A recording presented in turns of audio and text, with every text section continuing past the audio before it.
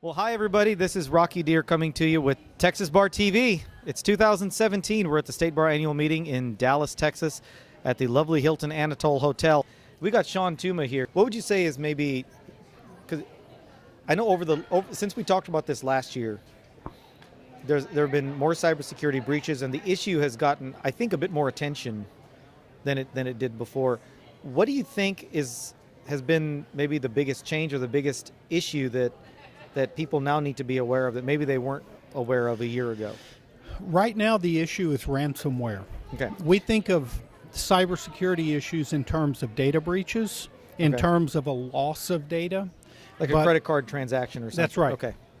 Or exfiltrating data from somewhere to somewhere where it's not supposed to be. Okay, sure. To sell it, manipulate it, what have you. Okay. We've seen a tremendous awareness of what's called ransomware. Can you tell people what that is? Because not everybody is familiar with that term, I imagine. Ransomware is where you get a malicious program on your computer, mostly through clicking on links in emails, opening up attachments, going to websites you really shouldn't be on anyway, and it downloads it to your computer, and then it encrypts your computer and locks you out of your computer and your data. Wow. Until you pay a ransom to these criminals and trust that they're going to then, after receiving your ransom in Bitcoin, give you access to your computer and your data back. And you have to do it in Bitcoin. Bitcoin's not cheap anymore, is it? Bitcoin is not cheap at all, and they're usually requiring multiple Bitcoins.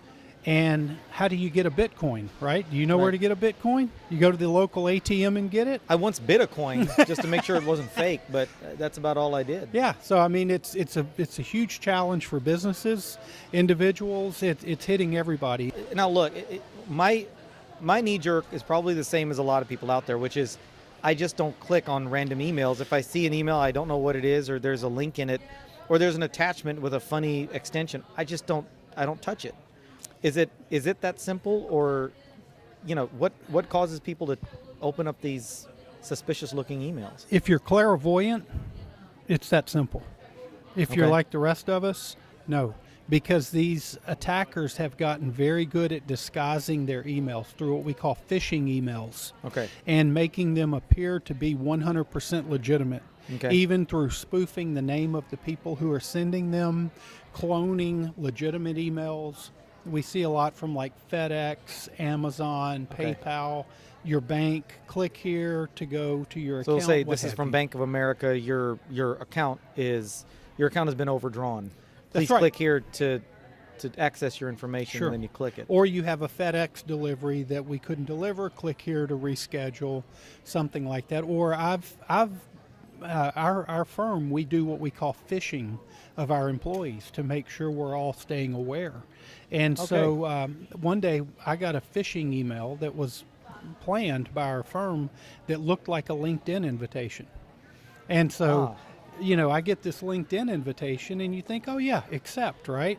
But I was at a conference that day and had received a few other ones. And so they tipped me off that it was a little bit different than the ones I had just gotten, and that's the only reason that it triggered.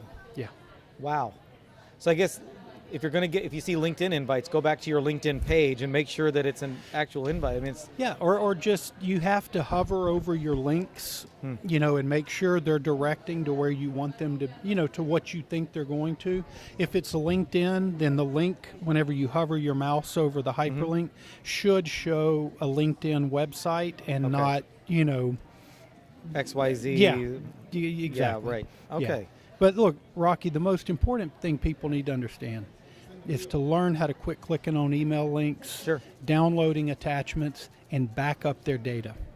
Because the way to defeat ransomware is by having a backup of your data that's stored offline, so they can't encrypt that as well. And then when they have this happen, you reformat your system, reload your operating system, and upload your data. Or get a new computer if you really want to be absolutely safe. Yeah. Shawn, again, thank you guys. And all of you tuning in, this is Rocky Dhir with Texas Bar TV. Remember not to click suspicious emails. Don't click on links. Hopefully, next time we see you, your email will have been safe, your computers are safe, no ransomware, no sadness. That's right. Hashtag no sadness. Hashtag no sadness. Hashtag back it up. If you want it, back it up. That's right. Hashtag Texas Bar TV. Hashtag we'll see you next time. Next time.